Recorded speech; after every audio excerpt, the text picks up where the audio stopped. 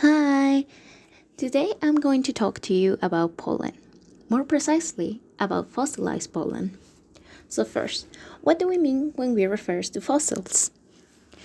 The process of fossilization, unlike other kinds of preservation like mummification, that preserves the actual tissue of the remains of living things or individuals, fossils don't actually preserve the remains of the animals or plants, but an impression of them created by a long and rare process in which mineral deposits seep into the space that was once occupied by the organic material that is decomposing, and it gets compressed into rock by the pressure of more layers of settlement piling up on top of them.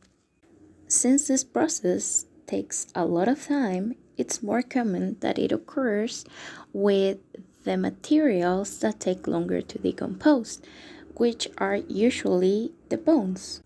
That's why we usually relate fossils to bones. But there are actually other kinds of fossils, a very special microscopic kind of fossils called polynomorphs fossils, which are tiny material that is actually organic walled, so it's covered in organic matter, found also in sedimentary layers or sediments. Although they are commonly referred as just pollen, these microfossils are not only pollen but also contain spores and fungi and arthropod organs and other tiny parts of one's living beings. These are usually studied in morphological criteria alone by being studied under a microscope and comparing its shape to the shape or of more recent pollen or spores to determine which kind of life form they belong to.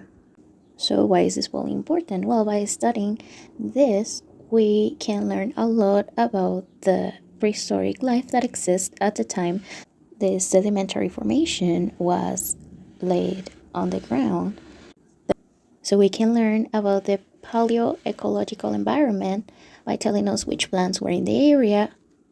So we can infer the climate, other fossils or objects found in the same area were living in, giving us context as to what might have been their needs or their habits, since we know that the environment and the context in which these people existed help us a lot to understand how they lived, especially when concerning their diets or other plant uses that they might have had, which I find incredibly interesting that such tiny microscopic things can tell us so much about things that happened so long ago. And that will be the end. Bye!